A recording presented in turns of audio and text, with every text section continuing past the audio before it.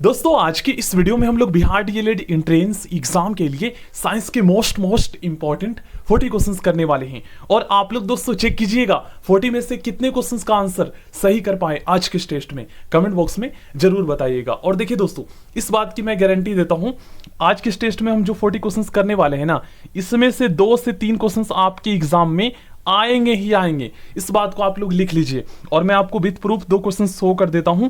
ये दोनों क्वेश्चंस दोस्तों आपके एग्जाम में 2023 में पूछे गए थे, ठीक है। अगर आपके पास previous year solve question paper वाली बुक है तो आप मिला लीजिएगा। ये दोनों क्वेश्चन, एक त्रिक वाला और एक अष्टक वाला। चलिए दोस्तों स्टार्ट करते हैं। फर्स्ट क्वेश्चन, तत्वों का सबसे पहले वर्गीकरण किसने किया था? दोस्तों तत्वों का सबसे पहले वर्गीकरण डोब्रेनर ने किया था। तत्वों का सबसे पहले वर्गीकरण डोब्रेनर ने किया था। रिवाइज करते चलिए, ज्यादा रटने की जरूरत नहीं है, आपको खुद ही एग्जाम में याद आ जाएगा ऑप्शन को देखकर। नेक्स्ट क्वेश्चन, तत्वों के वर्गीकरण से संबंधित, ठीक है, त्रिक के नियम का प्रतिपादन किसने किया था? ये एग्जाम में आपके पिछले साल पूछे गए हैं। तो ये दोस्तों डोब्रेनर ने, ठीक है ना। दोनों क्वेश्चंस यहां पर याद हो जाएगा आपको एक ही आंसर से। तत्वों का सबसे पहले वर्गीकरण डोब्रेनर ने किया था और तत्वों के वर्गीकरण से संबंधित त्रिक के नियम का प्रतिपादन किसने किया था? तो डोब्रेनर ने ही। आगे बढ़ते हैं, तत्वों के वर्गीकरण से संबंधित अष्टक नियम का प्रतिपादन किसने किया था? तो इसका सही आंसर होगा न्यूलैंड्स। ऑप्शन सी इसका सही आंसर होगा। नेक्स्ट क्वेश्चन करते हैं, किस वैज्ञानिक ने सर्वप्रथम आवर्त सारणी का निर्माण किया? दोस्तों इसका नाम है मेंडलीफ। मेंडलीफ ने सर्वप्रथम आवर्त सारणी का निर्माण किया था। आगे बढ़ते हैं, आधुनिक आवर्त नियम का प्रतिपादन किसने किया था? दोस्तों आधुनिक आवर्त नियम का प्रतिपादन हेनरी मोसले ने किया था। आधुनिक आवर्त नियम का प्रतिपादन हेनरी मोसले ने किया था। आगे बढ़ते हैं, मेंडलीफ की आवर्त सारणी में तत्वों के वर्गीकरण का आधार क्या है?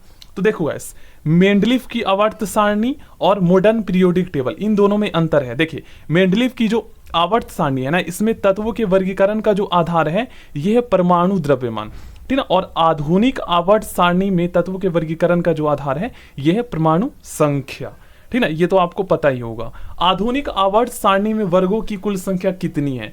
सभी स्टूडेंट को पता है 18 है, ठीक है ना। आगे बढ़ते हैं, आधुनिक आवर्त सारणी में आवर्तों की कुल संख्या कितनी है? तो 7 है। नेक्स्ट क्वेश्चन, आधुनिक आवर्त सारणी मॉडर्न पीरियोडिक टेबल में तत्वों को व्यवस्थित किया गया है दोस्तों बढ़ते हुए परमाणु संख्या के क्रम में। देखते हैं नेक्स्ट क्वेश्चन, किस वर्ग के तत्वों को सिक्का धातु कहा जाता है? दोस्तों वर्ग 11 के तत्वों को सिक्का धातु कहा जाता है। यहां पर आप लोग देख सकते हो, देखिए वर्ग 11 में कौन कौन सी धातुएं आती है? कॉपर, Ag यहां पर सिल्वर एंड Au यहां पर गोल्ड। देखिएगा नेक्स्ट क्वेश्चन, शून्य समूह में रखे गए तत्व किस नाम से जाने जाते हैं? दोस्तों समूह 18, ठीक है ना, वर्ग 18 को शून्य समूह कहा जाता है। अब क्यों कहा जाता है दोस्तों? तो इन सभी शून्य समूह में जो तत्व पाए जाते हैं ना, उनकी संयोजकता शून्य होती है, इसलिए वर्ग 18 को शून्य समूह भी कहा जाता है। याद रखिएगा, क्वेश्चन बनते हैं। अब दोस्तों शून्य समूह में कुल 7 तत्व आते हैं, ठीक ना, और ये सभी निष्क्रिय गैस है, जिस निष्क्रिय गैस इन्हें बोला जाता है, इंग्लिश में नोवेल गैस भी बोला जाता है। अब कौन कौन से हैं ये भी आपको याद कर लेना है। तो देखिए मैं आपको बताता हूं, helium, neon, organ, krypton, xenon, radon और ऑर्गनेसन यहां पर शो करता हूं मैं। यहां पर आप लोग देख सकते हैं, देखिए समूह 18, ठीक है ना, इसे शून्य समूह भी कहा जाता है। कितने तत्व हैं? 1 2 3 4 5 6 7। याद रखना है, अक्रिय गैस भी कहा जाता है, निष्क्रिय गैस भी कहा जाता है और नोवेल गैस भी कहा जाता है इन्हें। आगे बढ़ते हैं, सबसे भारी धातु कौन सी है? दोस्तों सबसे भारी धातु ओस्मियम है। सबसे भारी धातु ओस्मियम है। नेक्स्ट क्वेश्चन, सबसे हल्की धातु? दोस्तों सबसे हल्की धातु जो है यह है लिथियम। आगे बढ़ते हैं, निम्नलिखित में कौन सा तत्व सर्वाधिक विद्युत ऋणात्मक है? इसका नाम है दोस्तों फ्लोरीन। आपने पढ़े होंगे, ठीक ना, सबसे ज्यादा मतलब विद्युत ऋणात्मक है तत्व यह है फ्लोरीन। आगे बढ़ते हैं, क्या पूछा गया? आधुनिक आवर्त सारणी के समूह 1 में मौजूद एकमात्र अधातु कौन सा है? तो एकमात्र अधातु का नाम है दोस्तों हाइड्रोजन, ठीक है, जिसे भविष्य का ईंधन भी कहा जाता है। आवर्त सारणी में अधातुओं को किस ओर स्थान दिया गया है। तो अधातुओं को दोस्तों दाहिनी ओर, मतलब दाहिने ओर जो है स्थान दिया गया है, ठीक ना, राइट हैंड साइड की ओर। आगे बढ़ते हैं। वे तत्व जो इलेक्ट्रॉन को ग्रहण करते हैं और ऋणात्मक आयन बनाते हैं उसे क्या कहते हैं? उसे दोस्तों अधातु कहा जाता है, ठीक ना। अधातु इलेक्ट्रॉन ग्रहण करते हैं और ऋणात्मक आयन बनाते हैं, ध्यान में रखिएगा। देखिए अभी बीपीएससी टीआरई 3 का एग्जाम हुआ था दोस्तों, उसमें 2 क्वेश्चन पूछे गए थे। एक क्वेश्चन आया था दोस्तों कि कमरे के ताप पर द्रव अवस्था में पाए जाने वाले धातु कौन सी है, तो उसका नाम है पारा। और दूसरा क्वेश्चन है दोस्तों, कमरे के ताप पर द्रव अवस्था में पाई जाने वाली अधातु कौन सी है, तब आपको बताना है ब्रोमीन, याद कर लीजिएगा। नेक्स्ट क्वेश्चन में पूछा गया है किस वर्ग के तत्वों का गलनांक उच्चतम होता है, मतलब वो हाई मेल्टिंग पॉइंट होता है, मतलब काफी ज्यादा ऊंचे तापमान की जरूरत होगी उसको पिघलने के लिए, मेल्ट होने के लिए, तो ये है 4A। और अगर आपसे पूछा जाए दोस्तों कि किस धातु का गलनांक सबसे अधिक होता है, तब आपको बताना है दोस्तों टंगस्टन, ठीक है, जिनका यूज बल्ब के फिलामेंट में किया जाता है, उनका मेल्टिंग पॉइंट काफी ज्यादा होता है, आवर्त में लगभग जो है 3500 के आसपास। नेक्स्ट क्वेश्चन काफी ज्यादा इंपॉर्टेंट है। आवर्त सारणी में बाएं से दाएं जाने पर इलेक्ट्रॉन बंधुता में क्या परिवर्तन होता है? तो इलेक्ट्रॉन बंधुता दोस्तों बढ़ती है, याद कर लीजिएगा। आवर्त में बाएं से दाएं जाने पर, ठीक है, इस ओर जाने पर जो है इलेक्ट्रॉन बंधुता बढ़ती है। आगे बढ़ते हैं। किस वर्ग के तत्वों की इलेक्ट्रॉन बंधुता उच्च होती है, ठीक ना, तो वर्ग 7A, जिसे हैलोजन समूह भी कहा जाता है। मैं आपको शो करता हूं, देखिए यहां पर आप लोग देख सकते हैं, ये है समूह 7A, ठीक ना, जिसे 17 भी कहा जाता है, वर्ग 17। और इसमें आप लोग देख सकते हैं हैलोजन समूह में कौन कौन से तत्व है। देखिए fluorine, chlorine, bromine, iodine, statin और टेनेसिन है। दोस्तों याद कर लीजिएगा, वर्ग 17 के तत्वों की इलेक्ट्रॉनिक बंधुता उच्च होती है, ठीक ना।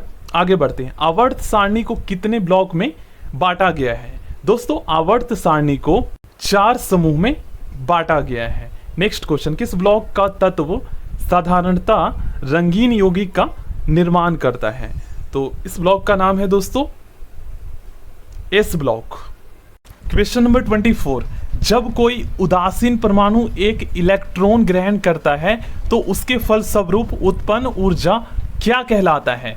दोस्तों उत्पन्न ऊर्जा इलेक्ट्रॉन बंधुता कहलाता है, ठीक ना, उत्पन्न ऊर्जा इलेक्ट्रॉन बंधुता कहलाता है। नेक्स्ट क्वेश्चन करते हैं। किस वर्ग के तत्वों को मुद्रा धातु कहते हैं, ठीक ना, या सिक्का धातु कहते हैं? बात वही है, तो इसका सही आंसर होगा 1B। अब 1B कौन से समूह को कहते हैं दोस्तों? देखिए वर्ग 11, यहां पर आप लोग ध्यान दीजिएगा, ठीक ना, वर्ग 11 या फिर क्या समूह 11 को 1B के नाम से भी जाना जाता है, यहां पर आप लोग देख सकते हो, ठीक ना, याद रखिएगा, ठीक ना, सिक्का धातु या मुद्रा धातु दोनों नाम से जाना जाता है। नेक्स्ट क्वेश्चन, मेंडलीफ का संबंध किस देश से है? रूस से। आगे बढ़ते हैं। आधुनिक आवर्त सारणी के किस समूह में केवल 7 तत्व है? तो इस समूह का नाम है दोस्तों वर्ग 1, ठीक ना, समूह 1। किस वर्ग के तत्व को अयस्क बनाने वाले तत्व कहते हैं? ठीक ना, मतलब इसमें अशुद्ध रूप से पाया जाता है तत्व, जिसको छांटकर शुद्ध रूप बनाया जाता है, तो किस वर्ग के तत्व को अयस्क बनाने वाले तत्व कहते हैं? तो ये है दोस्तों वर्ग 6A, ठीक ना, 6A। यहाँ पर आप लोग देख सकते हैं, ये है दोस्तों हमारा वर्ग 16, ठीक ना, देख लीजिए, इसको 6A के नाम से भी जाना जाता है। इसमें आप लोग देख सकते हो वर्ग के तत्वों की संयोजकता 2 होती है। दोस्तों समूह 2 के तत्वों की संयोजकता 2 होती है।